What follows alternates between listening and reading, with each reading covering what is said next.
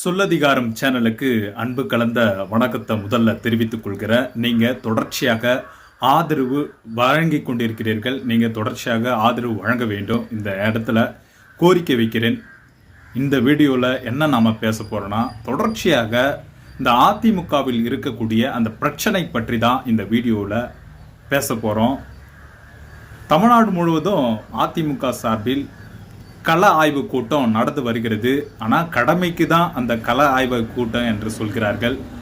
அதன் நிரூபிக்கும் வகையில் நெல்லை மாவட்ட கள ஆய்வு கூட்டத்தில் முன்னாள் அமைச்சர் SP வேலுமணி தலைமையில் நடந்த அந்த கள ஆய்வு கூட்டத்தில் மிகப்பெரிய ஒரு கைகலப்பாக மாறியிருக்கிறது. வாக்குவாதம், மோதல், தொடர்ச்சியாக படிப்படியாக அதிமுகவுடைய கள ஆய்வு கூட்டம் இதே நிலைமைதான். ஏன்னா திரு எடப்பாடி பழனிசாமி அவர்கள் ஒரு பேருக்குனா ஒரு கள ஆய்வு கூட்டத்தை நடத்த சொல்லியிருக்காரு. அதுதான் பல்வேறு இடத்துலையும் விமர்சனங்கள், குற்றச்சாட்டும் கைகலப்பாக மாறி இருக்கிறது. அதிமுகவை இப்போதைக்கு யார் கண்ட்ரோல் பண்ணுறதுன்னே தெரியல. ஏன்னா ஒரு கப்பலுக்கு கேப்டன் இருந்தால்தான் அழகு, அந்த கப்பல் கரை சேர முடியும். அதிமுக கேப்டன் இல்லாமல் கடலில் தத்தளித்து கொண்டிருக்கிறது. எப்போது கரை சேரும் என்ற கேள்வி பொதுமக்கள் மத்தியிலும் எழுந்திருக்கக்கூடியது. ரத்தங்களாக இருக்கக்கூடிய அதிமுக நிர்வாகிகள் மத்தியிலும் அந்த கேள்வி எழுந்திருக்கிறது. நம்ம சொல்லிடும். நெல்லை மாவட்ட கள ஆய்வு கூட்டத்தில் SP வேலுமணி பங்கேற்றிருக்கிறாரு. அப்போது அதன் மாவட்ட செயலாளர் கணேஷ் ராஜா மிகப்பெரிய ஒரு வாக்குவாதத்தை ஏற்படுத்துகிறாரு. ஏன்னா மாவட்ட செயலாளர் கணேஷ் ராஜா சிறப்பாக செயல்படவில்லை, மும்முரமாக பணிகள் மேற்கொள்ளவில்லை என்று அதிமுக நிர்வாகிகளே பேசியிருக்கிறார்கள். அதன் தொடர்ச்சியாக தான் அவர் எதிர்ப்பு தெரிவித்து அவரும் வாக்குவாதத்தில் ஈடுபட்டதால் மிகப்பெரிய ஒரு பரபரப்பு நிலவியது. SP வேலுமணி அவர்கள் என்ன பேசுறாருன்னா, யாரும் இதுபோன்று சண்டை போடக்கூடாது, ஒற்றுமையாக இருக்க வேண்டும், இந்த பிரச்சனையை நீங்க தேர்தல் நேரத்தில் மேற்கொள்ள வேண்டும் என்று ஒரு கோரிக்கை வைக்கிறாரு. அதன் தொடர்ச்சியாக கும்பகோணத்திலும் இது போன்ற சம்பவம் அரங்கேறி இருக்கு. அங்க கும்பகோணத்தில் முன்னாள் அமைச்சர் திண்டுக்கல் ஸ்ரீனிவாசன் பங்கேற்றிருக்காரு. அவர் எங்க பங்கேற்றாலும் அங்க ஒரு சலசலப்பு இருக்கும், ஒரு காமெடி இருக்கும். எதுவா தெரியாம வார்த்தையை விட்டுருவாரு. அது இன்னும் குறிப்பா சொல்ல போனா வயது முதிர்வின் காரணமாக அது போன்ற ஒரு பல்வேறு இடத்துலையும் பேசுகிறாரு. இது போன்ற நபர்கள்லாம் எதற்கு கட்சியில் வச்சிருக்காங்கன்னு தெரியல.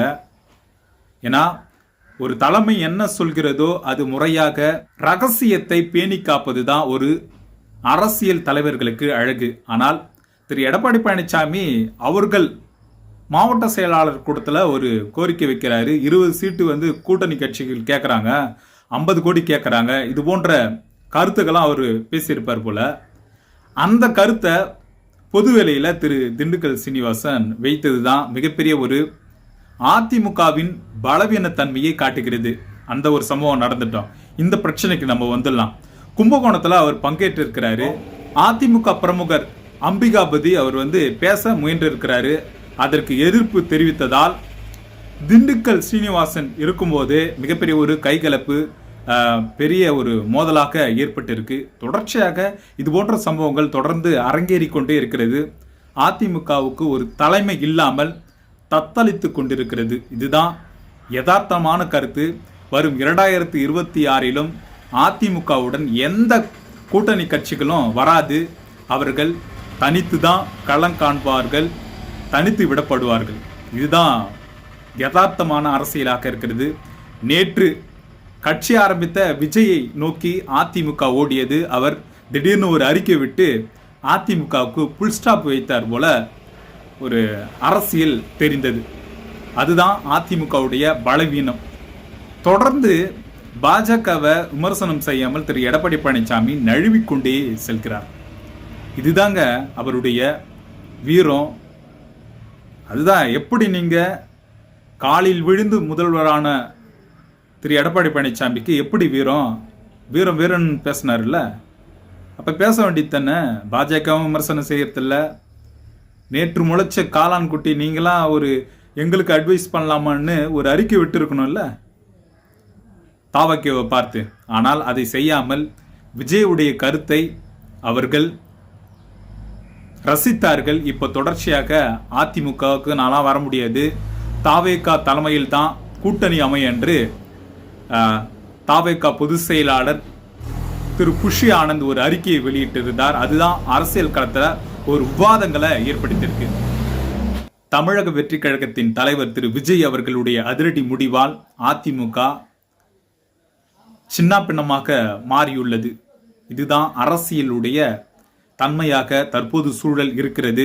இன்னும் 1.5 வருடம் இருக்கிறது. அந்த சூழல்ல தேமுதிக வெளியே வருமா, நாம பொறுத்திருந்து தான் பார்க்க வேண்டும். அதிமுகவுடைய அந்த கள ஆய்வு கூட்டம் கடமைக்காக நடத்துறது, சும்மா தொண்டர்களை உற்சாகப்படுத்தும் விதமாக அந்த கூட்டம் நடத்துகிறார்கள். ஆனால் அதில் எந்த ஒரு பாசிட்டிவும் கிடையாது. வரும் காலத்தில் அதிமுகவுடைய நிலை என்பது குறித்து நம்ம தொடர்ந்து பேச போறோம். மீண்டும் ஒரு அடுத்த நிகழ்வில் சந்திக்கிறேன். நன்றி, வணக்கம்.